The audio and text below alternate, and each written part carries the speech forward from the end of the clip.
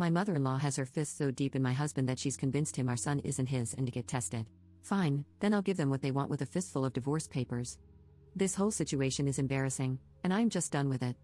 I've been with my husband for 5 years now, married for 3. Long story short, his mom has always been overwhelming and bold with her input on everything, to put it nicely. I genuinely think it's not fair to be mad at your partner for something he didn't do himself. He can't control what his mom does or says. But what's also not fair is him not addressing it when I am clearly uncomfortable or upset, and instead just talking me into brushing it off or going with it. I never have, nor would I ever, have a back and forth with my mother-in-law. It's just not worth barking at each other. I always brush it off if it's a snarky comment, or if it's a better way to do something in her opinion. I'll just tell her thanks for the suggestion, but we are fine. It's actually true, the saying when you marry someone, you marry their family. I think the way to handle it is that each spouse should keep his side of the family in line, for lack of a better way to say it. I deal with my parents and their shenanigans, and I expected him to do the same. But he never did. Instead, he always asks me to give her some grace. Well, it's hard when that person is insulting you.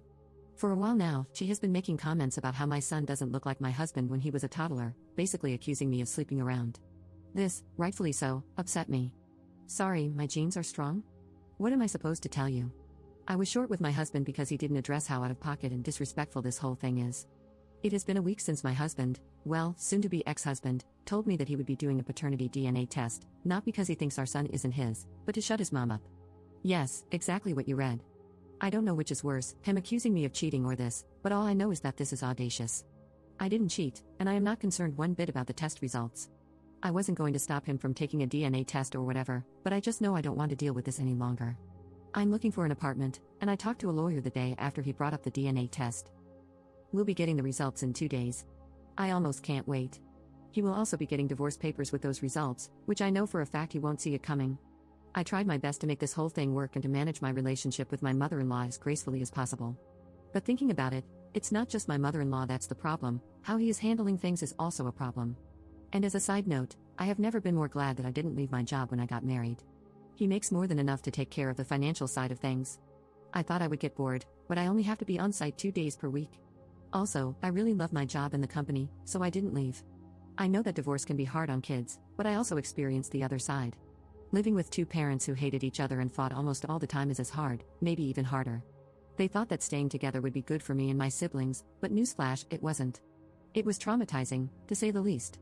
I don't want my son to live like that because, I'll tell you one thing, I just can't stand my husband anymore. I don't know if this is a weird way of saying it, but I just don't respect him anymore, if that makes sense. I just see an unreliable man, and I know for a fact that our fights won't be the same as before. I would have said what a waste of 5 years, but I have a sweet and smart gremlin now, and having a child really pushes you to be better and to do better, so I can't complain. Update 1. Here to update you, as a lot of people were interested. But real quick, I have a comment about my last post. Please, if you are going through something serious, think twice before posting it. Obviously, I was expecting people to tell me I'm overreacting, but seeing people leave comments like, "You're a disgusting piece of crap, and I hope he takes your child from you in the divorce so you realize what kind of monster you are," was unnerving. As for the update, the day he was supposed to receive the results, I called my father-in-law and invited them to come over that evening. My husband was working when he got the results. He sent them to me and told me he would talk to his mother to finally put this to rest.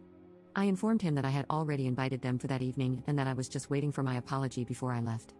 I asked that he come home so we could talk before they came over. He called, and I basically told him that this is not working for me anymore. I've already talked to an attorney, filed for divorce, and it might be more expensive than a paternity test, but it would be more effective in making his mother happy. And no, I don't care that he was working when I told him. I don't think you would have either. He left work and came home. Long story short, we had a spectacular fight. He said that I am not thinking about our son and that I am overreacting because it's not like he went behind my back. And if he knew that I was this upset, he wouldn't have done it.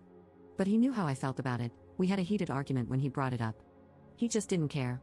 When I gave him the divorce papers, he said he wasn't signing anything and that he'd ask his mother to apologize when his parents arrived to get it over with. Listen, I don't need him to sign it to get a divorce.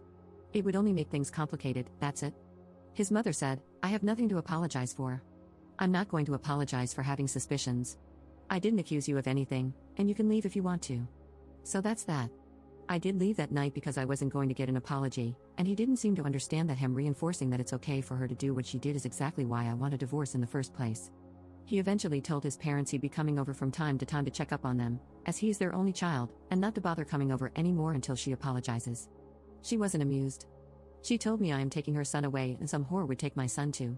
She is not someone that you can talk to, I'll tell you that much. It's like talking to a wall. All she knows is insulting or being passive-aggressive on a good day. But anyway, we are not getting a divorce, at least not yet. We talked the day after. He said I can always file for a divorce, but we should at least try couples counseling because he doesn't want to co-parent. Edit. He doesn't want to lose his son, plain and simple. Although it's not like if we were to get divorced he wouldn't be able to see his son, but whatever. He did say, when we talked the second time, that he can see how he was wrong, especially knowing his mother. He also mentioned that he'll just shut her down if she meddles this time. But what can I do with just words? I hope he can learn a thing or two about how to deal with his mother in counseling because she is truly overwhelming. If counseling helps him understand that a couple means two people, not three, and that our marriage is a bit crowded right now, that's enough for me. People saying that I'm overreacting in my last post made me ask myself, do I actually want a divorce, or am I just mad? I wanted the divorce at the time, it seemed like the only solution. But if counseling helps us, I can try to work things out. I hope this is a good decision. If not, I am not stuck. I'll take my son and leave. I have a friend who got divorced in 20 days, an uncontested divorce. When you are on the same page regarding how things would be divided, including custody, it's a matter of how long the court takes to review and finalize the divorce, and you'll be done. That was my plan. Nonetheless, I'm the one working from home, and my son is still so young. It's totally up to him. If he wants to see his son every day when he gets off work, or if he wants to see his son just a couple of times per week. Because I am not tolerating this anymore. Also, someone asked, I'm curious why they asked for the test and why you're so against it? I don't want to assume there were some troubles in the past, but I feel like there's a lot of let up and information left out here. At this point, I've shared so much that these aren't too many details, I guess. I am not religious, and I also dated women at a certain time. She doesn't like that and thinks that me not being religious or not being straight means I have no values or something. She hates that her son married a non-religious person. He is a believer, but he's a non-practicing believer. Either way, his religion or my lack of belief doesn't cause us any problems in our day-to-day life. I hope this clarifies things for you. Oh, and one last thing. People in my last post were debating if paternity tests should be mandatory or not. I thought that from what I wrote, it was clear I didn't cheat and I have nothing against the paternity test itself. It should be obvious to everyone that it's not fair for the child nor the man to be tricked into living a lie. If he was the one who had suspicions, that's a big deal. We would have talked about why he thinks that, taken the paternity test for his peace of mind, and made sure we can trust each other, then moved on, all without anyone interfering, let alone requesting the paternity test.